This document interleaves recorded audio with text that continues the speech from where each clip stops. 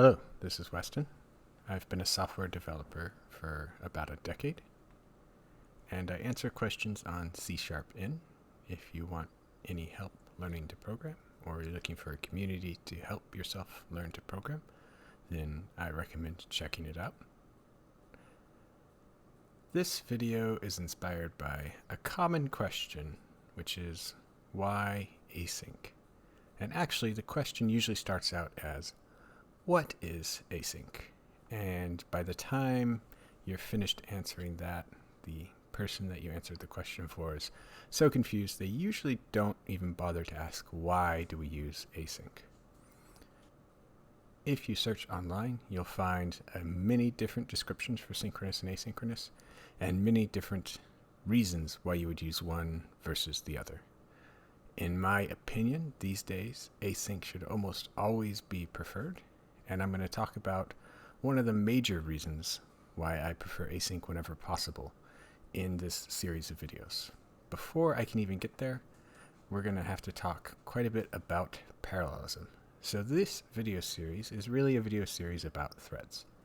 We're going to parallelize a simple task and look at some of the challenges that we face. Some of those challenges will have nothing to do with synchronous versus asynchronous. So if you want to learn more about threads in general, then this is the right video series for you. It's not necessarily an absolute beginner's topic, so if you're still figuring out arrays and loops and so on, then you might want to bypass these videos. I'm going to have a number of code examples. So far they're all in C++, but I may develop some in some other languages as I get further on. For the most part, I'm not going into any complex features in any language, so you can just think of it all as pseudocode. I will try and keep the C++ code more or less readable, but I want to use C++ for these early videos so that there's nothing going on under the hood that we don't know about. So let's start with our task. It's a pretty simple task. I have 100 files, and as you can see here, they're each 20 megabytes large. They're just filled with random data, and the task that I want to do is read all of these files and count how many times the byte 17 appears in these files. Now this is a fake task, but it's inspired by a real-world task that I had to do recently, where I had to read many large CSV files. I had to parse those CSV files into a data frame, and then I had to do some statistical analysis on the data frame.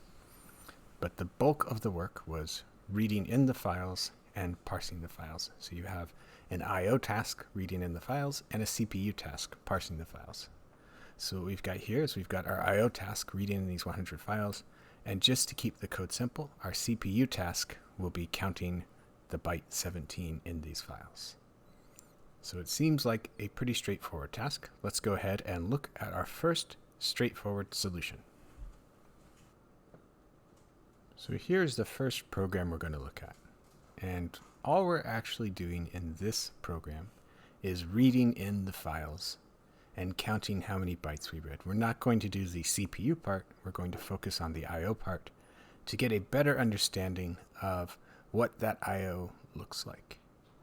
Anytime you're doing any kind of benchmarking or profiling, you want to start small and make sure you understand everything that's going on. It is too easy to do some kind of profiling task. Think you've identified the issue, and in reality, you've identified something else that's going on that you don't understand, and it becomes very difficult to figure out what that is in a large program. So we started off with a very basic program here. Our main method is down here, and the method is a little bit noisy because of all our timing, but we're going to go for 0 to 100, process file, each of our data files, and we're recording on average how long does each task take, and we're recording what is the total runtime. Process file simply opens the file, and as long as the file is still ready to read, we read out of it, and at the end we say how many bytes we read from the file, print it to the string. So what we're trying to do here is to get a sense of the timing for how long it takes us to read in our 100 files. Okay, without any further explanation, let's go ahead and run our program. We're reading out 20 megabytes, which is what we expected. Finished after 2.759 seconds. So, the first question you should ask is, does that seem correct? We're going to be talking a lot about I/O tasks, and in this video, we're going to learn a little bit about file I/O and some of the things you might encounter. I will start by giving a hint. If you're old, you start to get a understanding for how fast things should be. This seems fast. So let's go ahead and verify. I can Google average hard drive speeds. I have an HDD, which I'm running this test against. It's a actual physical drive with a physical read head instead of a flash drive. And just Googling, I could read the whole article. I probably should, but I'm going to go with this snippet for now. Average speed of 80 to 160 megabytes per second. I am reading 20 megabytes times 100, which is 2 gigabytes.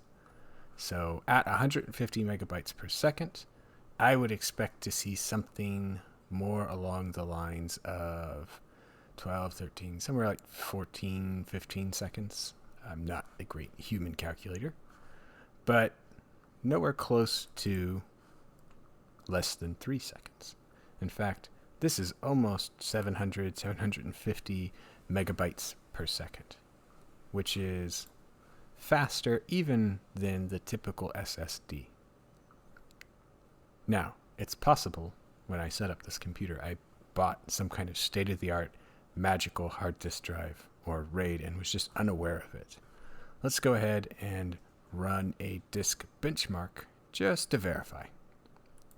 I will save you the pain of watching the benchmark run. Here are the results. Sequential reads, I should get at best around 150 megabytes per second. That matches almost exactly what Google was reporting, and that's a sign that something has gone wrong. I'm getting much faster than that, and that is an issue if I'm going to do any kind of profiling or timing. So what is going on? Is there a bug in my timing? Am I doing something wrong in my code? What is happening here? I'll go ahead and let you try and guess for a few seconds.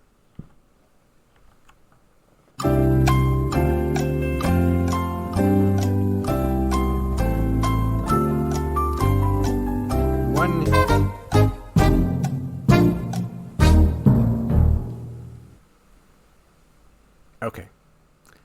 Hopefully, you've guessed it, and if not, that's fine. Like I said, it took me quite a bit to figure this out. What's going on here is that the operating system's disk cache is being used. So I happen to have run this program a few times now. All of those 20 files have been cached in memory by the operating system. And so when I rerun the program, it loads them from memory instead of actually going to the disk. You've probably run into this with games where a game might take a long time to load. You close it and you start it up again later and it loads much faster. Or if you increase the memory in your computer, you might find loading times on your game get faster, even though that doesn't really make sense, but it's because it can cache more files.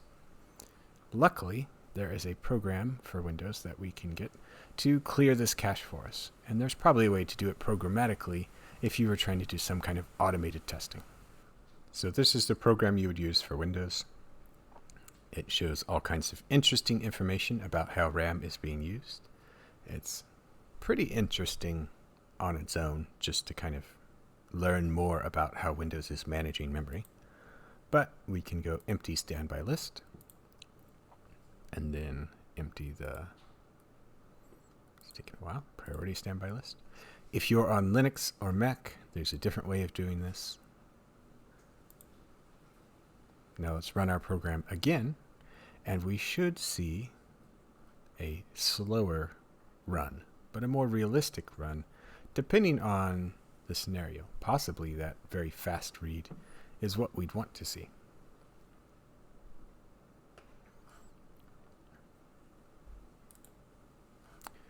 Okay, it took 17.355 seconds. Average task time of 173 milliseconds, so that for each file. So this is a little slower than my back of the head math, but it's on par. I believe I could probably speed this up a little faster using queues and pipelining my requests, not necessarily with threads. But I'm not going to bother doing that for this series. I'm going to go ahead and go with this speed as sort of a starting point. Now, I happen to have run this quite a few times. Anything between kind of 16 and 18 seconds is pretty normal for my computer for this task when nothing is cached in memory.